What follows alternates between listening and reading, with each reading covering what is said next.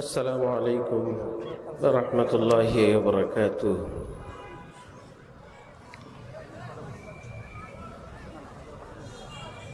মেহেরবানি করে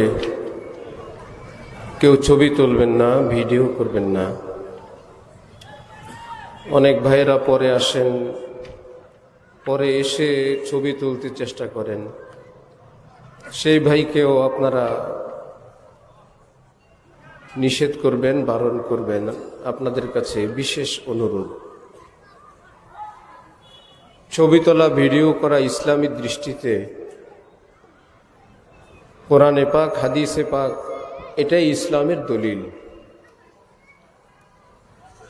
বুখারী শরীফে স্পষ্ট ভাষায় কোনো প্রাণীর ছবি আঁকার ব্যাপারে রাসূল সাল্লাল্লাহু আলাইহি ওয়াসাল্লাম বদদোয়া করেছেন। মুসলিম শরীফের হাদিসে রাসূল সাল্লাল্লাহু আলাইহি ওয়াসাল্লাম স্পষ্ট ভাষায় বলেছেন, কুল্লু মুসাব্বিরিন ফিন্নার, যারা প্রাণীর ছবি অঙ্কন করবে, ছবি তুলবে, এরা জাহান্নামে যাবে। এজন্য আমার ভাই, আমরা দুনিয়াবি লাইনে, দুনিয়ার ক্ষেত্রেও এ কথা তো বুঝি। আপনার সামনে যদি দুটি গ্লাস রাখা হয়, আপনি পানি পান করবেন, একটি গ্লাসের ব্যাপারে যদি সকলেই একমত পোষণ করেন এই গ্লাসটি নিরাপদ পানি, অপর গ্লাসের ব্যাপারে যদি অনেকেই বলেন এই গ্লাসের পানি ভালো, একজন দুইজন যদি বলেন, 10 জন যদি বলেন এই পানি বিষাক্ত, আবার অনেকেই বলেন না বিষাক্ত না, ভালো ভালো, কিন্তু পাশের গ্লাসটির ব্যাপারে সকলেই বলেন এই পানি ভালো, এতে কোনো সমস্যা নেই, এটা আমরা সকলেই একমত। আর একটি গ্লাসের ব্যাপারে কেউ বলে ভালো, কেউ বলে বিষাক্ত, তাহলে আপনি কোন পানি পান করবেন? যার ব্যাপারে দুই রকম মতামত, না যেটা নিরাপদ? নিরাপদ। কেন ওই গ্লাসের পানি কেউ তো ভালো বলার লোক আছে, আপনি বলবেন ভালো বলার লোক আছে, বিষাক্ত বলার লোকও তো আছে, যদি তাদের কথা সঠিক হয়, আমার সে পথে না গিয়ে আমি নিরাপদ পথে চলি। সুতরাং ছবি তুললে ওয়াজের, মাহফিলের, আলেমের, এই পৃথিবীর কোনো আলেম একথা বলতে পারবেন না যত ছবি তুলবেন, যত ভিডিও করবেন, যত বেশি এটাকে ভাইরাল করবেন, যত বেশি প্রচার করবেন, যত বেশি সংরক্ষণ করবেন, তত বেশি আল্লাহ খুশি হবেন। কেউ কি কথা কসম করে বলতে পারবেন? আল্লাহর কসম, ছবি তুললে আল্লাহ খুশি হন, কেউ কি বলতে পারবেন? কেউ পারেন। কিন্তু এ কথা কি বলা যাবে না আল্লাহর কসম হাদিস শরীফে ছবি তোলা নিষেধ আছে? এটা তো বলা যাবে। আল্লাহর কসম নবীজি লানতের কথা বলছেন, নবীজি বদদোয়া দিয়েছেন, নবীজি কঠিন ভাষায় নিষেধ করেছেন, এটা তো বলা যাবে। তাহলে ছবি যদি আমি আপনি না তুলি, তাহলে যারা ছবি তোলেন না এই আলেমদের বিষয়েও তাদের মত অনুযায়ী আমরা নিরাপদ। যারা উঠান, যে কারণেই উঠান, তাদেরকে যদি জিজ্ঞাসা করেন, হুজুর আমি তো ছবি উঠাই না, আমি কি কবরে আটকা পড়ব? হুজুর আমি তো ভিডিও করি না, আমার কি পরপারে কোনো সমস্যা হবে? তিনি কি বলবেন? হবে? তিনিও বলবেন না, না তুললে কোনো সমস্যা নাই। যিনি তোলেন তিনিও বলবেন আপনি যদি ছবি না তোলেন আপনার কোনো সমস্যা নাই। তাহলে যারা নিষেধ করেন তাদের কথায়ও আমি নিরাপদ, যারা ছবি তোলেন তাদের কথায়ও আমি নিরাপদ যদি থাকতে চাই, আমার ভাইয়েরা অপ্রয়োজনীয় ছবি তোলা থেকে বিরত থাকবো ইনশাআল্লাহ। আল্লাহ তৌফিক দান করেন। এটার মাসআলাগত বিষয়, সেটা অনেক দীর্ঘ, অনেক ব্যাপক।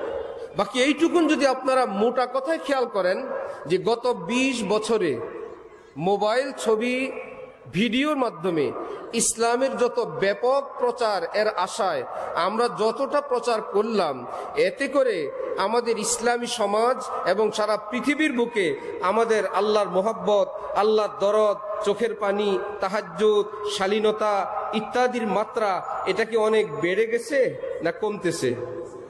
কি লাভ হইল? আরেকটা মোটা কথা বলি, পৃথিবীর সমস্ত আলেম একমত, এমনকি যারা ভিডিওতে আসেন তারা সহ, আমাদের জন্য ভিন নারী তাকে সরাসরি দেখা হারাম, ছবিতে দেখাও হারাম। ভিন নারী বলতে যেই নারীকে কেউ বিবাহ করতে পারেন সেই নারীকে বলা হয় ভিন নারী। যার সঙ্গে বিবাহ বন্ধনে আবদ্ধ হওয়া যায় তাকে শরীয়তের ভাষায় কি বলে? ভিন নারী, পর নারী, পর পুরুষ। মানে এই দুইজনই বিবাহ বন্ধনে আবদ্ধ হওয়া সম্ভব, এখন বা পরে, আজ হোক বা কাল হোক, কোনো সময় আপনি বিবাহ বন্ধনে আবদ্ধ হতে পারবেন। আজকালের কথাটা কেন বললাম? কারো স্ত্রী তো বিয়ে করা জায়েজ নেই। যে কোনো কারো স্ত্রী অবস্থায় অন্য কেউ তাকে বিবাহ করতে পারবে? তাকে তালাক দেওয়ার পর পারবে। নিজের স্ত্রী থাকা অবস্থায় তার বোনকে বিবাহ করতে পারবে? একত্রে দুই বোন না, কিন্তু স্ত্রী যদি মৃত্যু হয় অথবা যদি বিচ্ছেদ হয় তার বোনকে বিবাহ করতে পারবে।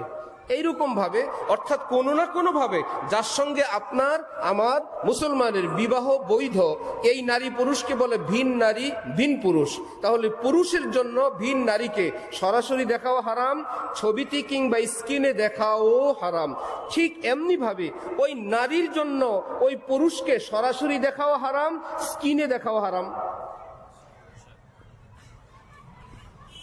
এই কথাগুলো তো আমার একার না, এই মাহফিলটা তো কোনো জঙ্গলের না, এটা তো কোনো গ্রামের না, এখানে শত শত ওলামায়ে কেরাম।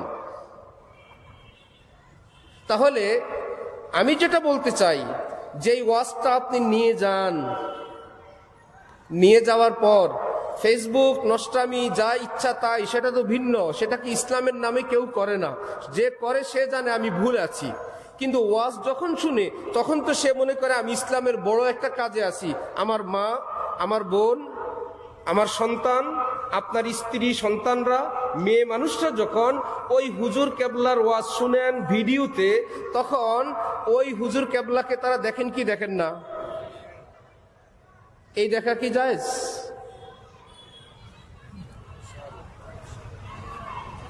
জৌনপুরী হুজুরদের ব্যাপারে আমরা শুনতাম, ওনাদেরকে মহিলারা ভয়ে দেখতো না, যে ভাই সব হুজুরকে দেখা যায়, জৌনপুরী হুজুরকে যদি কেউ ফুকি দিয়েও দেখে, বেড়ার ফাঁক দিয়েও দেখে, সমস্যা আছে। এই যে আমরা পুরুষরা পর্দা করি, নারীরা পুরুষ থেকেও পর্দা। কুল্লিল মুমিনিন ইয়াগুয্যু মিন আবসারিহিম, আয়াত একটু পরে ওয়াকুল্লিল মুমিনাত ইয়াগযুদনা মিন আবসারিহিন্না। বাবা তার সন্তানকে সব কথাই বলে, এটা করবা, এটা করবা না, এভাবে করবা, এভাবে করবা না। কিছু কথা বাবা একটু লজ্জাবোধ করেন, তাহলে বাবা তার কোনো বন্ধুকে দিয়ে, অন্য কাউকে দিয়ে, স্ত্রীকে দিয়ে সন্তানকে বলতে বলেন, তোমার ভাতিজাকে এটা বলবা, তোমার সন্তানকে এটা বলে দিবা। এটা লজ্জার কথা? আমি বলতে আমি লজ্জা বোধ করি, তুমি বলে দিবা। কোরআন শরীফে রব্বুল আলামিন অসংখ্য কথা নিজেই বলছেন, আকিমুস সালাহ, আতুজ যাকাত সহ অসংখ্য কথা নিজেই সরাসরি বলছেন। কিন্তু ভিন নারীর থেকে দৃষ্টি হেফাজত, দৃষ্টি সংযত রাখার ব্যাপারে, নারীদেরকে পুরুষ থেকে দৃষ্টি সংযত রাখার ব্যাপারে আল্লাহ নিজে না বলে বললেন, এটা একটা লজ্জার কথা। হে নবী, আমি বলবো না, কুল্লিল মুমিনিন, আপনি ঈমানওয়ালাদেরকে আপনি বলে দেন। ওয়াকুল্লিল মুমিনাত, মুসলমান নারীদেরকে আপনি বলে দেন, যেখানে আল্লাহ সরাসরি নির্দেশ। আমার ভাই, আমরা যে সবাই বলি আমরা কি করব, আমাদের বিপদ, আমাদের মুসিবত, আমরা কি করব যদি চতুর্দিক থেকে যদি আমি আপনি গুনাহের মধ্যেই থাকি, আগে কি করবার অর্থ গুনাহ বর্জন করা, আল্লাহর সঙ্গে সম্পর্ক সুন্দর করা, এটা আমাদের কর্তব্য। আল্লাহ আমাদেরকে তৌফিক দান করেন। আল্লাহ ছবি তোলা থেকে সকলকে বিরত থাকার তৌফিক দান করেন। হ্যাঁ, পাশে কয়ে নেই, যদি একান্ত প্রয়োজন হয়, পাসপোর্ট, আইডি, পরীক্ষা, সরকারি, দেশ বিদেশের এমন কোনো বিষয় যেখানে ছবি না তুললে নয়, এই ইসলামের পক্ষ থেকেই ছবি তোলার পারমিশন আছে, যতটুকুন প্রয়োজন অতটুকুনের। যেমন মরা গরুর গোশত খাওয়া কি জায়েজ? কিন্তু যার আর কিছুই খাবারের ব্যবস্থা নাই, তার ক্ষুধার চরম, তিনি বেঁচে থাকার জন্য কোনো সম্বল নাই, যেই শরীয়তের নাজায়েজ বলছেন সেই শরীয়তের পক্ষ থেকে তাকে পারমিশন দেওয়া হয়েছে। এই বেলায় বেঁচে থাকার পরিমাণ মরা গরুর গোশত রান্না করে খাওয়ার তোমার পারমিশন আছে। এই পারমিশন আছে বলে সারা জীবনের না এক বেলার? এক বেলার, ওই এক বেলার পারমিশন মানে সারা জীবনের মরা গরুর পারমিশন না। এক বেলার ছবি তোলার পারমিশন, পাসপোর্টে হুজুর ছবি তুলছেন সুতরাং জায়েজ হয়ে গেছে, আইডিতে হুজুর ছবি তুলছেন জায়েজ হয়ে গেছে, না, এটা ওই বেলার পারমিশন যেই বেলায় আর কোনো উপায় নেই। আল্লাহ আমাদেরকে বুঝলেন।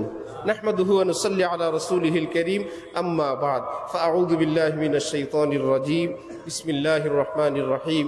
লা তাহিনু ওয়া লা তাহজানু ওয়া আনতুমুল আ'লাউনা ইন কুনতুম মুমিনিন। সাদাকাল্লাহু মাওলানাল আযীম।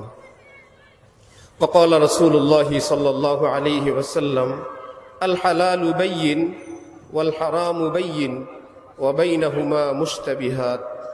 وقال رسول الله صلى الله تعالى عليه وسلم لا يؤمن أحدكم حتى يكون هواه تبعا لما جئت به.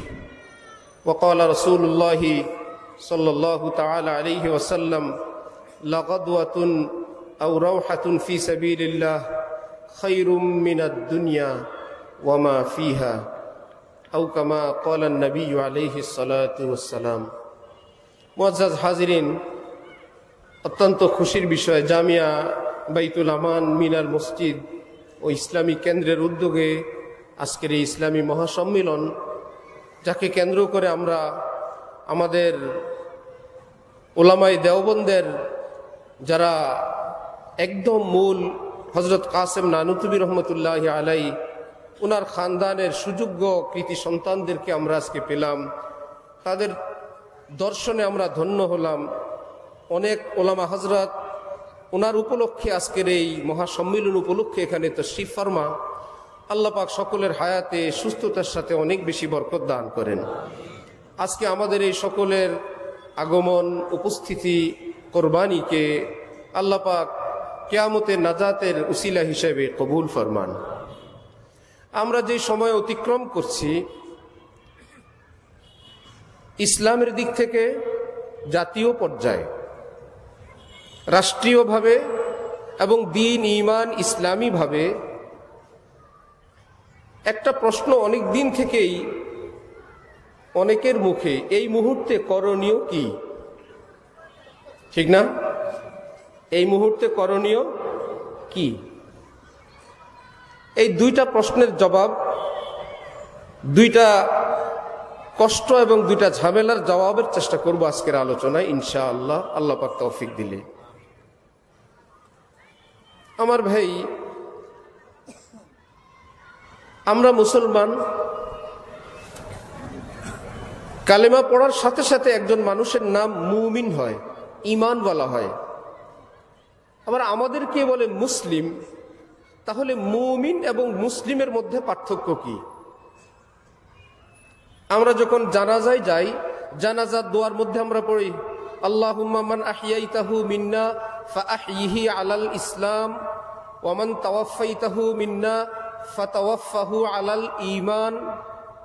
আল্লাহ, আমাদের মধ্যে একজন তো গেলেন, বাকি যারা আছি আল্লাহ আমাদের মাঝে যারা আমরা বেঁচে থাকবো, আমাদেরকে আপনি ইসলামের উপর কায়েম থাকার তৌফিক দিয়েন। আল্লাহ, আমাদের মধ্যে আবার যে এই পৃথিবীর থেকে চলে যাবে, তাকে ঈমানের সাথে যাওয়ার তৌফিক দিয়েন।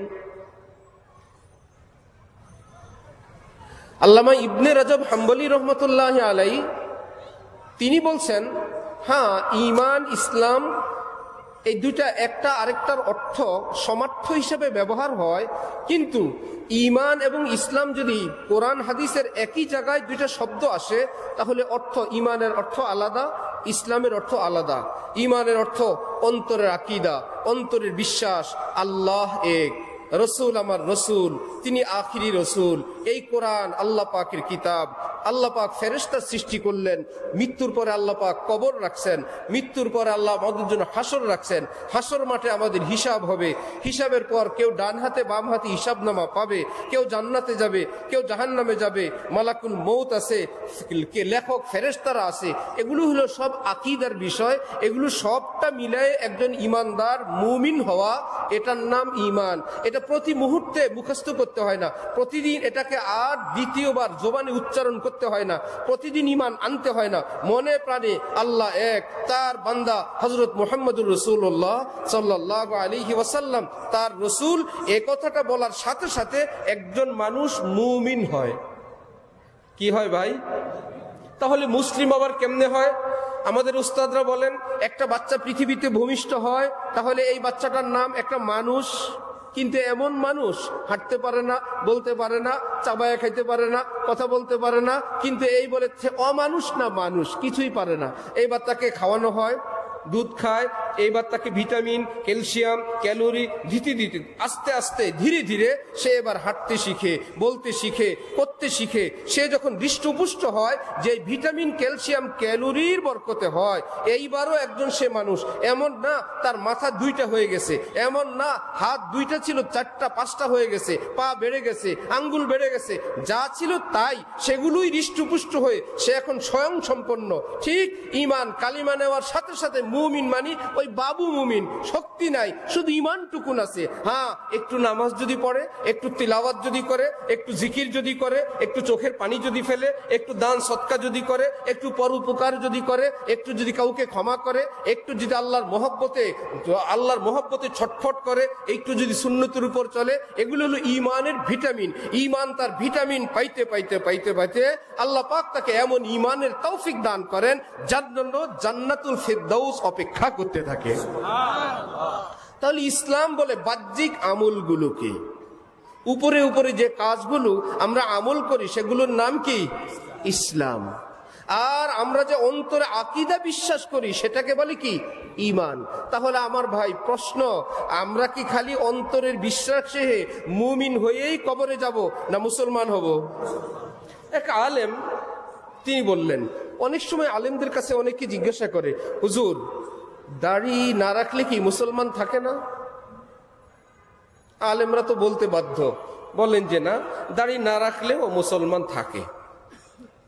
এইবার ওই মুসলমান খুশি হয়, ভালো আলেম থেকে আমি ফতোয়া নিছি, দাড়ি না থাকলেও ঈমান যায় না, তিনি মুসলমান। আচ্ছা হুজুর, কেউ যদি পাগড়ি না পরে সে কি কাফের? না না না, মুসলমান। আচ্ছা হুজুর, কেউ যদি নামাজ না পড়ে সে কি কাফের?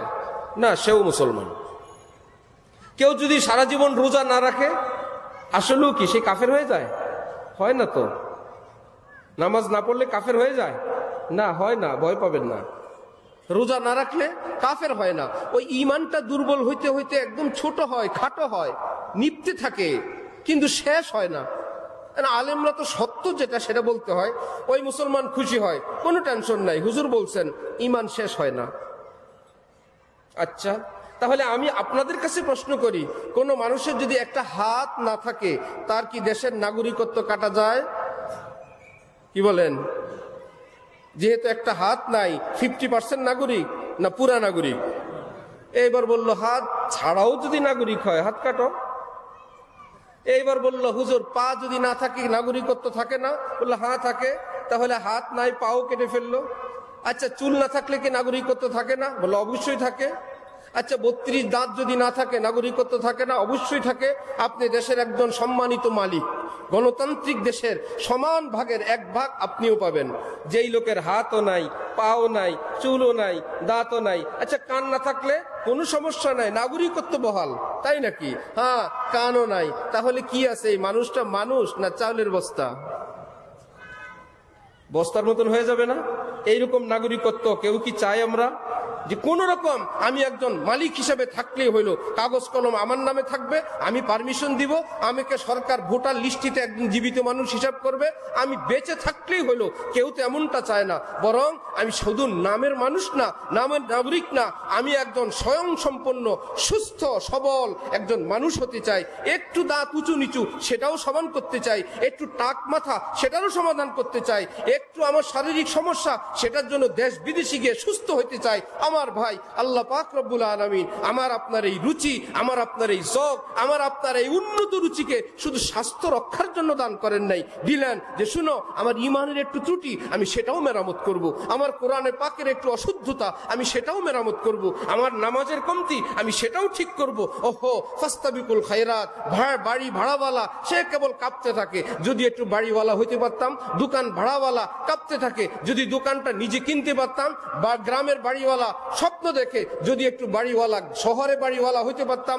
এই রুচি শুধু এই পৃথিবীর জন্য না। বেনামাজি সে স্বপ্ন দেখবে, আহা আমি যদি একটু নামাজি হইতে পারতাম। নামাজি স্বপ্ন দেখবে, ওফো ভোর রাতে আল্লাহকে ডাকার মজা নাকি ভিন্ন মজা। ওফো বড় পীর আব্দুল কাদের জিলানীকে নিমরুজ এর বাদশাহ, সঞ্জরের বাদশাহ, তিনি চিঠি পাঠাইছেন বড় পীর আব্দুল কাদের জিলানীর নিকট।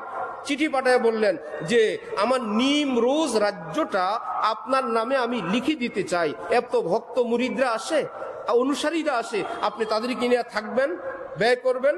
বড় পীর আব্দুল কাদের জিলানী ওই দূতের নিকট পাল্টা চিঠির জবাব পাঠাইছেন কি, যে চু চত্রে সঞ্জারি রুখে বক্তম সিয়াবাদ গর্দি লাগার বুদ হাওয়াসে মুলকে সঞ্জারাম জাগা কে ইয়াফতম খবর আজ মুলকে নিম সব মন মুলকে নিম রোজ বাহেক যাও নমি খারাম। হে বাদশাহ শোনো, তুমি মনে করলা মোল্লা মৌলবীরা এইরকম 2 পয়সা পাইলে, রাজ্য রাজত্ব পাইলে লালায়িত হয়ে যায়। আমি আব্দুল কাদের জিলানী স্পষ্ট ভাষায় ঘোষণা দিচ্ছি, তোমার নিমরোজ নামক রাজ্যের প্রতি যদি আমার অন্তরে বিন্দু মাত্র লোভ, লালসা, আশা, ভরসা থেকে থাকে, আমি স্পষ্ট ঘোষণা দিচ্ছি আমার চেহারা যেন কালো ছাতার মতো কুৎসিত নোংরা হয়ে যায়, কালো হয়ে যায়।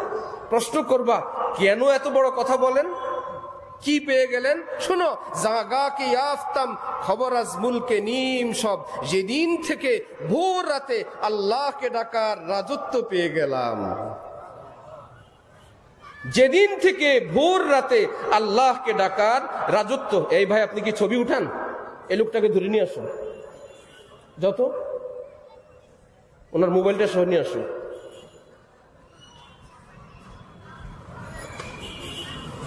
কোন ওয়াজে কাজ হয় না তো। পঞ্চম দলিল শরীয়তে আছে একটা, কোরআন হাদিস এজমা কিয়াস। পঞ্চম আরেকটা আছে, মোবাইলটা নিয়ে আসো যাও। এদের এইভাবেই ঠিক করা লাগবে।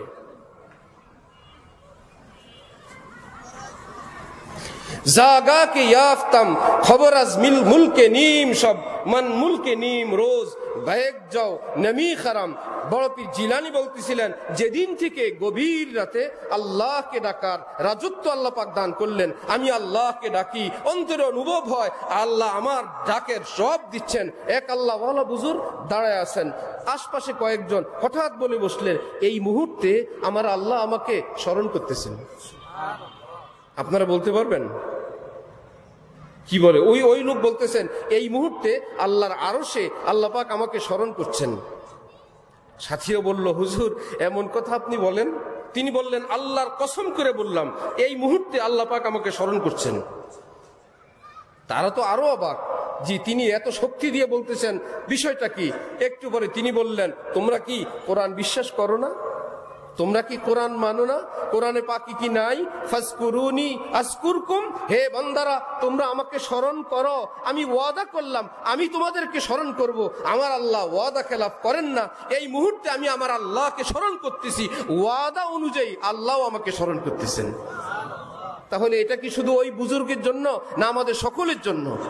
যে চায় আল্লাহ আমাকে স্মরণ করুক, আমার ভাই এটার জন্য সহজ মেডিসিন, আপনি ডাক দেন আল্লাহ হাকিমুল উম্মত মুজাদ্দিদি মিল্লাত হযরত মাওলানা শাহ আশরাফ আলী থানভী নওয়ারাল্লাহু মারকাদাহু, যিনি পুরা এই দক্ষিণ এশিয়ার শ্রেষ্ঠ আলিম ছিলেন, বুজুর্গ ছিলেন, মুহাদ্দিস ছিলেন, মুজাদ্দিদ ছিলেন, যার হাতে পয়দা হাফিজ জি হুজুর, পীর জি হুজুর, সদর সাহেব হুজুর, মুফতি শফি সাহেব, কারি তৈয়ব সাহেব, যিনি দারুল উলুম দেওবন্দের এক টানা প্রায় 60 বছরের প্রিন্সিপাল, সে কারি তৈয়ব সাহেব, যার হাতে পয়দা আল্লামা জফর আহমদ উসমানী, আল্লামা শাব্বির আহমদ উসমানী যার হাতে পয়দা, সে হাকিমুল উম্মত মাওলানা থানভী লিখছেন, একজন হিন্দু মানুষ মূর্তি সাথে নিয়ে চলে, মূর্তিকে হিন্দি ভাষায় সনম বলে, সনম নিজের প্রিয়জনকেও বলে, সনম মূর্তিকেও বলে। এই বেচারা সনম সনম সনমকে ডাকে, ও মেরা সনম তু মেরা সনম ডাকে, সনম তো সনম, মাটির সনম বেচারা কি করবে। হঠাৎ একদিন ওই হিন্দু ভাইয়ের মুখ থেকে উচ্চারিত হলো সমাদ। সনম এর পরিবর্তে উচ্চারিত হলো কি? সমাদ। কুল হুয়াল্লাহু আহাদ আল্লাহুস সমাদ। আল্লাহ পাক বলেন আমি আহাদ, আমি সমাদ। সমাদের অর্থ হইল আমি কারো মুখাপেক্ষী না, আমি কারো কাছে ঠেকা না, আমি কারো কাছে মুহতাজ না, সবাই আমার কাছে ঠেকা, আমি কারো কাছে ঠেকা না। অর্থ যাই হোক, ওই বেচারা সনম বলতে গিয়ে বলি উঠল সমাদ। মুসলমান না হিন্দু? হিন্দু। আমরা তো হযরত আদমের সন্তান। হিন্দুরা কার সন্তান? আরেক নবী না হযরত আদমের? খ্রিস্টানরা। এই জন্য হযরত হাফিজ হুজুর রহমতুল্লাহ আলাই বলতেন, হিন্দু বলো, খ্রিস্টান বলো, বৌদ্ধ বলো, সব আমরা ভাই ভাই, আমরা জাতি ভাই। আল্লাহ সারা দেশ হাফিজ হুজুরের পিছনে কাঁপে, হাফিজ হুজুর বটগাছ। সাংবাদিকরা বলল হিন্দুরা আপনার জাতি ভাই, বলেন কি? তাহলে হিন্দু খ্রিস্টান আপনার জাতি ভাই হলে কিসের জাতি ভাই? তিনি বললেন মানব জাতির ভাই, আমরা এক বাবার সন্তান। পরে আমরা ভাগ বাটোয়ারা হয়ে এদিক সেদিক চলে গেছি, এটা তো ভিন্ন কথা। এটা নিশ্চিত আমরাও হযরত আদমের সন্তান, হিন্দু ভাইয়েরাও হযরত আদমের সন্তান। এটা নিশ্চিত আমার সৃষ্টিকর্তা যে আল্লাহ, ওই হিন্দুর সৃষ্টিকর্তাও ওই আল্লাহ। এটা নিশ্চিত আমার চোখে আলো যে আল্লাহ সাপ্লাই করেন, ওই হিন্দু কিংবা অমুসলিমের চোখে একই আল্লাহ সাপ্লাই করেন। এটা নিশ্চিত ওমা মিন দাব্বাতিন ফিল আরদ ইল্লা আলাল্লাহি রিজকুহা। আল্লাহ পাক বলেন, আর হিন্দু মুসলিম তো পরের কথা। এই পৃথিবীর কোন কীট পতঙ্গ পোকামাকড় যার দেহে প্রাণ আছে, নড়ে চড়ে, আমি আল্লাহ ঘোষণা দিচ্ছি সকলের রিজিকের জিম্মাদার আমি আল্লাহ। সেই হিন্দু বেচারা বলল সমাদ, তাও ভুলবশত। হঠাৎ গায়েব থেকে আওয়াজ, লাব্বাইক ইয়া আব্দি। হে বেটা, এ বাচ্চা, আমাকে ডাক দিছো তুমি, আমি তো হাজির, কিছু লাগবে? ওই ছেলে আগে থেকেই জানতো আমরা আমাদের খোদাকে সনম ডাকি, মুসলমানরা তাদের খোদাকে সমাদ ডাকে, আল্লাহ ডাকে। প্রিয়জনকে এক নামে ডাকতে অনেক নামে ডাকতে মন চায়। আল্লাহ বলেন এই জন্য আমারও অনেক নাম, আলিল্লাহিল আসমাউল হুসনা, অনেক সুন্দর সুন্দর নাম আছে আমার। যেই নামে তোমাকে ডাকতে মন চায় ডাকো। করিম ডাকো, আমি আল্লাহ। রাজ্জাক ডাকো, আমি আল্লাহ। মালিক ডাকো, আমি আল্লাহ। সমাদ ডাকো, আমি আল্লাহ। আহাদ ডাকো, আমি আল্লাহ। সুবহানাল্লাহ, সবই তো আল্লাহ। হিন্দু ছেলে অবাক, আমি আমার সনমকে এতটা ডাকলাম, সে কোনোদিন চোখ মেলে দেখলো না, জিজ্ঞাসা করলো না। আবার মুসলমানদের খোদার নাম অনিচ্ছাকৃত ভুলবশত আমার জবানে উচ্চারিত হলে মুসলমানদের খোদা আমাকে ডাক দিয়ে বলতেছেন, কিছু লাগবে তোমার?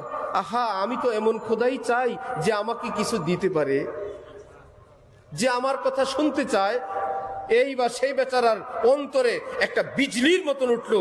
সে বলল, না, আমি এমন খোদা চাই না যে আমাকে উপকার ক্ষতি কিচ্ছু করতে পারে না। আমি তো এমন খোদা চাই যাকে ডাকলে যিনি সাড়া দেন, যাকে ডাকলে তিনি কিছু করতে পারেন। সে সঙ্গে সঙ্গে বলতেছিল, লা ইলাহা ইল্লাল্লাহ মুহাম্মাদুর রাসূলুল্লাহ, জব नहीं हो किसी का तो क्यों हो किसी का, उन्हीं का हुआ जा रहा हो। যখন আমাকে কেউ কিছু দিতেই পারে না, যখন আমাকে কেউ রিজিক দিতেই পারে না, আহা মাথা ব্যথা, ঔষধে কাজ হয় না, আহা এমন বিপদ, কেউ উপকার করতে পারে না, এমন জায়গায় বিপদে পড়লাম। সারা জীবন নেতা বলল আসি, এখন নেতা ফোন ধরে না। থানার ওসি ডিসি এসপিরা বলল ওকে যখন বিপদে পড়বা ওকে ফোন দিও। আমারও কলিজা কত বড়, আমার কত লোক আছে, ফোন দিলাম, ফোন ঢুকে না, বিজি, নাক ডেকে ঘুমায়। আল্লাহ বলেন, আল্লাহু লা ইলাহা ইল্লা হুয়াল হাইয়ুল কাইয়্যুম, আমি তোমার আল্লাহ, আমি ঘুমাই না, আমাকে যখন ডাক দিবা আমি সাথে সাথে জবাব দান করব। হাকিমুল উম্মত থানবী বলেন, ওফো মুসলমান, ওই হিন্দু মানুষটা যদি ভুলবশত সনম এর পরিবর্তে সমাদ বললে আল্লাহ তিনি উত্তর দেন, তুমি তো ঈমানওয়ালা, তুমি তো আল্লাহর আরো আপনজন, তুমিও ইয়াকিন রাখো। কোরআন শরীফ আল্লাহ পাক বলছেন, উদউনি আস্তাজিব লাকুম, আমাকে ডাক দাও, আমি কোরআনে ওয়াদা করলাম আমি তোমার ডাকে সাথে সাথে উত্তর দিব। প্রশ্ন, আমরা তো উত্তর শুনি না। আমরা কি উত্তর শুনি? কেন শুনি না? যদি শুনতেন, যদি উত্তর আমি আপনি শুনতে পাইতাম, তাহলে কেউ কি ডাকাডাকি বন্ধ করবে?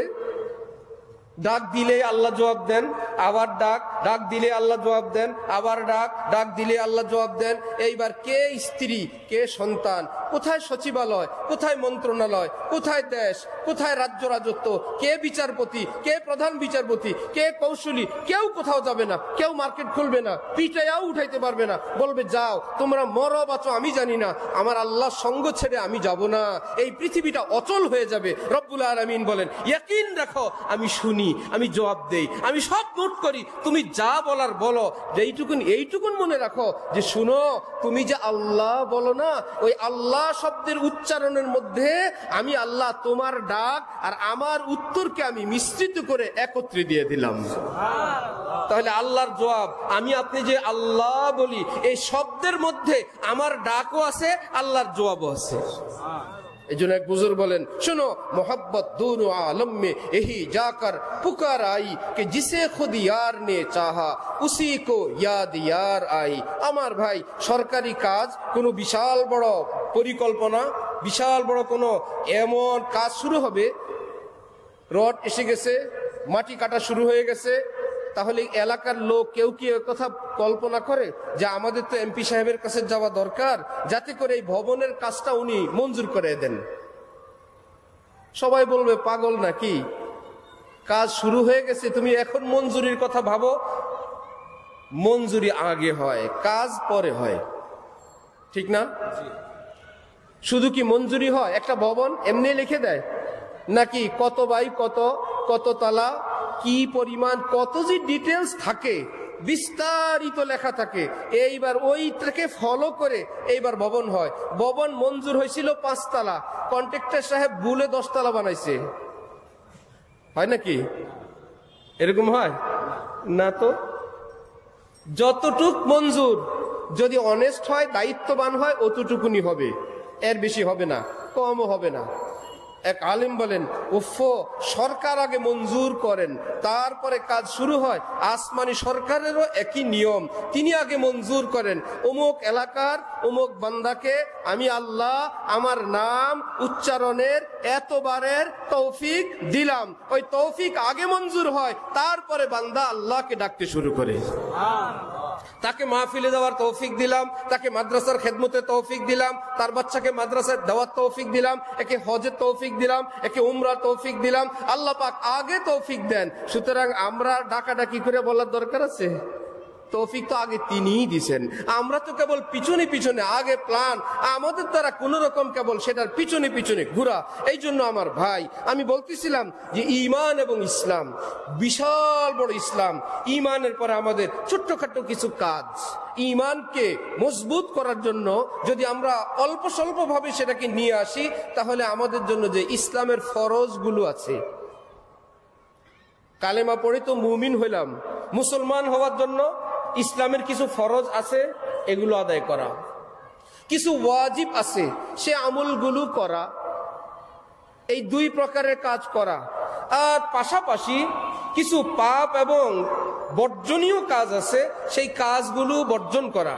আমার দাদা পীর, বিশ্বের মস্ত বড় আলেম, আল্লাহওয়ালা বুজুর্গ হযরত মাওলানা শাহ হাকিম মুহাম্মদ আখতার সাহেব রহমতুল্লাহ আলাইহি বলেন, আমি সারা পৃথিবীর মুসলমানকে বলি, শোনো, এইটুকুন কাজ করে দেখাও। এবং হাকিমুল ইসলাম কারি তৈয়ব সাহেব রহমতুল্লাহি আলাইহি তিনি বলছেন যে কোন মুসলমান যদি এই যুগে ঈমান আনার পর শুধু ফরজগুলো আদায় করে, ওয়াজিবগুলো আদায় করে, সুন্নতে মুআক্কাদাও ওয়াজিবের অন্তর্ভুক্ত, আর যদি কোন রকম কষ্ট করে গুনাহ থেকে বেঁচে থাকে, ভুল বিচ্যুতি হয়ে যায়, তওবা করে, ইনতাজিতানিবু কাবাইরা মা তুনহাউনা আন নুকাফির আনকুম সাইয়্যাতিকুম, আল্লাহ পাক বলেন তোমাদের আল্লাহ জালেম না, নির্দয় না, পাষাণ না, তোমরা গুনাহ থেকে বেঁচে আছো, কষ্ট করে আছো, ফাঁকে যদি কোনো ভুল বিচ্যুতি হয়ে যায় আমি ওয়াদা করলাম নিজের থেকে আমি আল্লাহ সেটা মাফ করে দিব। হাকিমুল ইসলাম কারি তাইয়্যিব সাহেব রহমতুল্লাহি আলাইহির মতন বিশ্ববরেণ্য আলেম বলেন মুসলমানরা যে যেই কাজ করো করো, কৃষি করো, ব্যবসা করো, চাকরি করো, রাজনীতি করো, যা ইচ্ছা তাই করো, যদি ফরজগুলো আদায় করে নাও, ওয়াজিবগুলো আদায় করে নাও, আর কষ্ট করে গুনাহ থেকে যদি বেঁচে থাকো, আমি কারি তাইয়্যিব সাহেব বললাম, হযরত ওয়ালা করাচি বলেন আমিও বললাম, আল্লাহ পাক তোমাকে সাধারণ মুসলমানের কাতার থেকে প্রমোশন দিয়ে আল্লাহ ওয়ালাদের কাতারে আল্লাহ পাক তোমাকে উঠে নিয়ে যাবেন। তুমি এখন দেখবা ये कौन आया कि धीमी पड़ गई लो शम्ए महफिल की पतंगों की आवाज उड़ने लगी चिंगारियां दिल की। আমার মন জগতে কে আসলো আবার? আমার ঈমান এমন লাগে কেন? আল্লাহকে এত ভালো লাগে কেন? জিকির এত মিঠা লাগে কেন? বেশি বেশি মসজিদে যেতে মন চায় কেন? তেলাওয়াত ভালো লাগে কেন? রব্বুল আলামিন বলেন তোমাকে আমার ভালো লাগছে, তোমার আচরণ আমার ভালো লাগছে, তোমাকে আমি আমার আপনত্বের রশি এবং রজ্জু দিয়ে আপন বানায় নিলাম, তোমাকে এখন আর গুনাহ করতে দিব না, গুনাহ হইলে থাকতে দিব না, তওবার তৌফিক দিয়া তোমাকে আমার আপনের খাতায় রেখে দিব। তাহলে ফরজগুলো আদায় করতে পারবো না ইনশাআল্লাহ? ওয়াজিবগুলো আদায়ের চেষ্টা করবো ইনশাআল্লাহ? সুন্নতে মুআক্কাদাগুলো আদায় করার চেষ্টা করবো ইনশাআল্লাহ? ওয়াজ তো অনেক, এই ওজিফা করো, এই দোয়া পড়ো, এই আমল করো, বিশাল বড় জামা গায়ে দাও, এই তসবিহ নাও, এই পাগড়ি নাও, শেষে মাথা খারাপ হয়ে বলে আল্লাহ রে কোন দিক থেকে যে শুরু করব? ঠিক না? করেন। ইসলামে যা আছে সবই সুন্দর, ইসলাম পুরাটা সুন্দর, ইসলামের সবই সুন্দর, গোলাপ বাগানের সব গোলাপই সুন্দর, যেই রঙের গোলাপই হোক সবই সুন্দর, ফুল বাগানের সব ফুলই সুন্দর। ছোট্ট শিশু যে হৃষ্টপুষ্ট নাদুস নুদুস একটা বাবু, আপনার বাবু কিংবা নাতি যাকে আদর লাগে, সে কি শুধু তার গালগুলোই সুন্দর?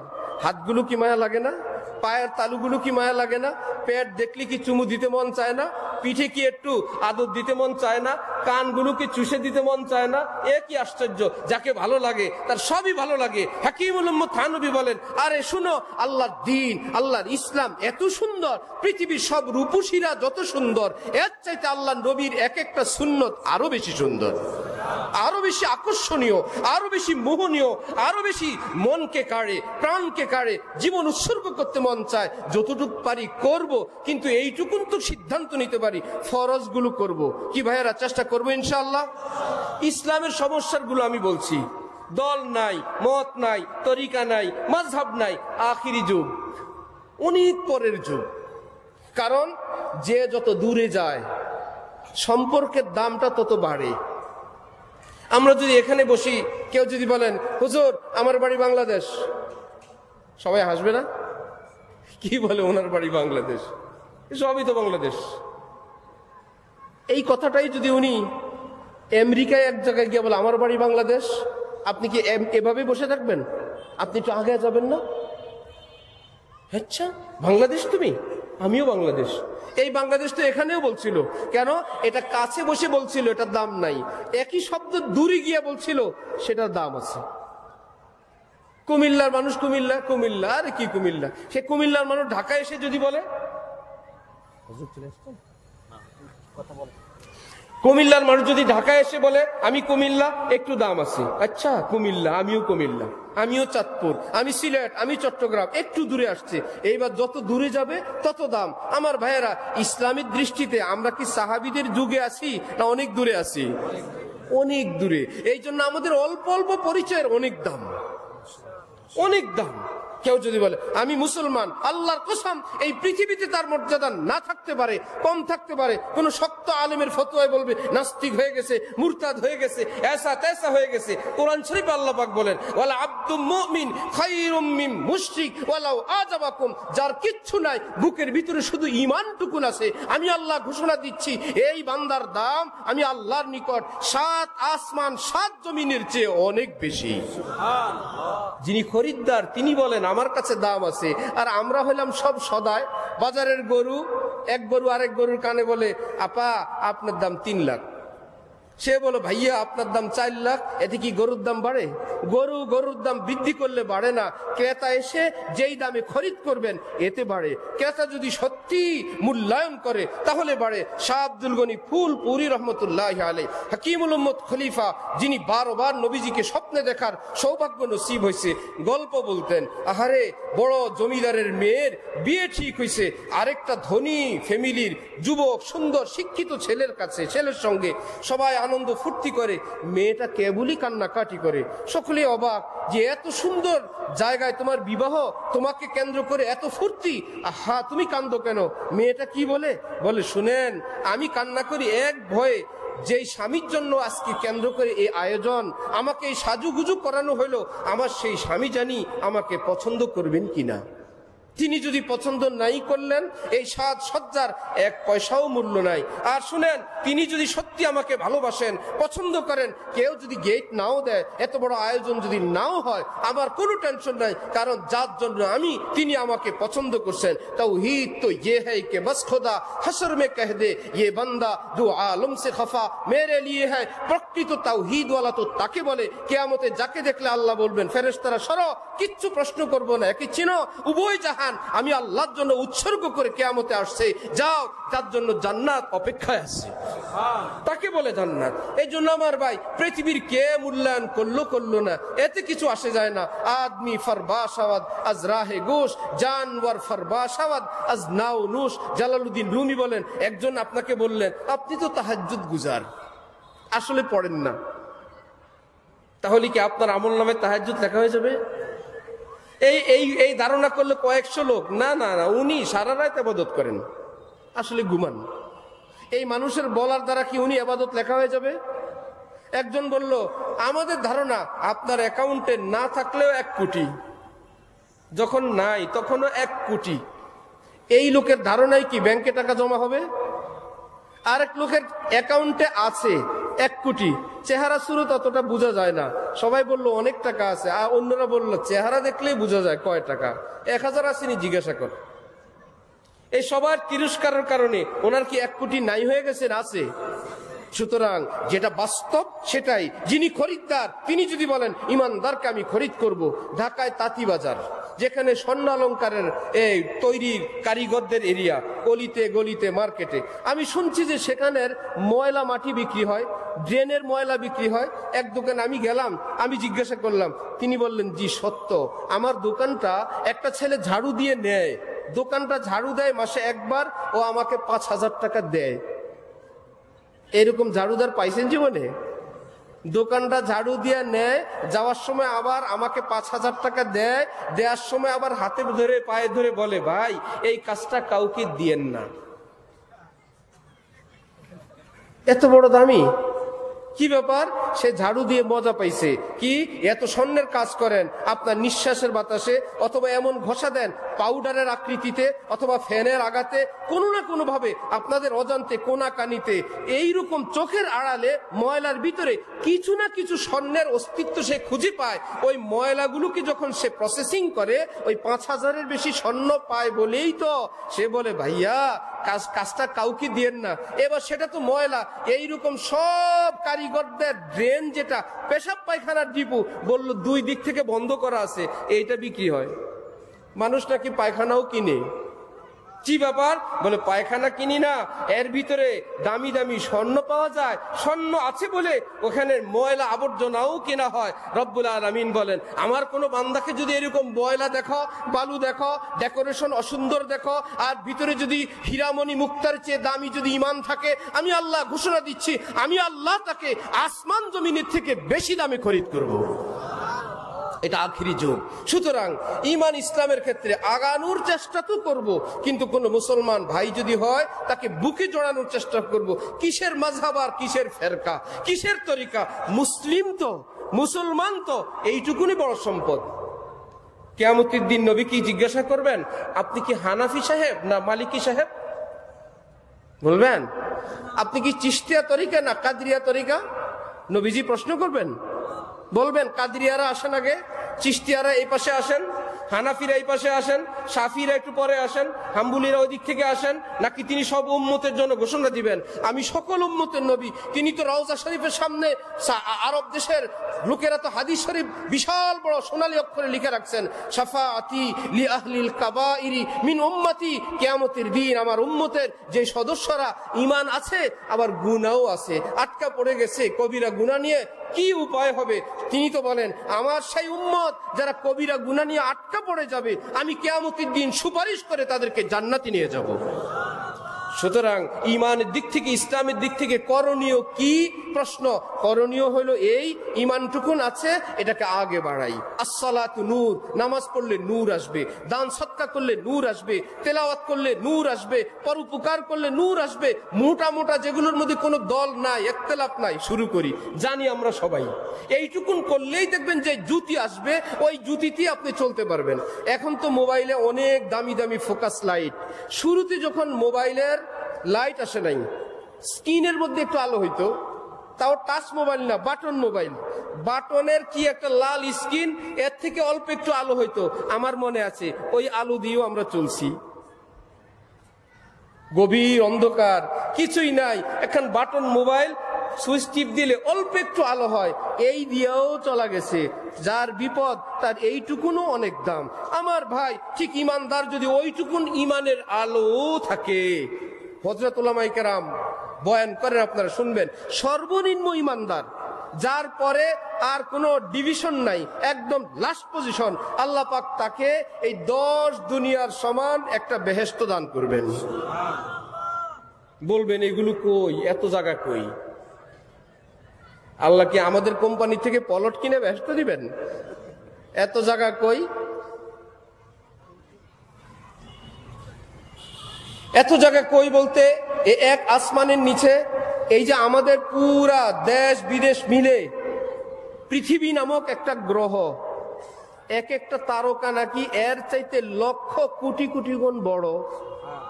এক একটা তারকা, তারকা সংখ্যা গুনছেন জীবনে? শেষ করতে পারবেন? এক একটা তারকা যদি হয় এগুলার এক এক দুনিয়া সমান লক্ষ গুণ বড়, তাহলে তারকা কত লাখ কত কোটি কেউ গুনতে পারে নাই। এগুলো হলো সব মাত্র প্রথম ফ্লোর, এই প্রথম আসমানের নিচে, জায়গা তো সবই রয়েছে উপরে। তাহলে আল্লাহর জন্য জান্নাতের জায়গা দেওয়া আছে কিনা? নাম্বার 2, এত টেনশন আমাদের করার দরকার নাই, যে আল্লাহ ঘোষণা দিয়েছেন তিনি তার মতন দিবেন। নাম্বার 2, যে আমাদের জাতীয় পর্যায়ের আমরা কি করব, এই পর্যায়ে আমাদের নিজের ব্যক্তি, নিজের দল, সবকিছুর ঊর্ধ্বে আমাদের দেশ প্রেমের মাত্রা বৃদ্ধি করা দরকার, ঠিক না? দেশকে ভালোবাসার মাত্রা বৃদ্ধি করার দরকার না? নিজের স্বার্থে দেশের বিরোধিতা, দলের স্বার্থে দেশের বিরোধিতা, ক্ষমতার লোভে দেশের বিরোধিতা, ইত্যাদি ইত্যাদি, অথবা 2 পয়সা কম বেশ চলে আসছে।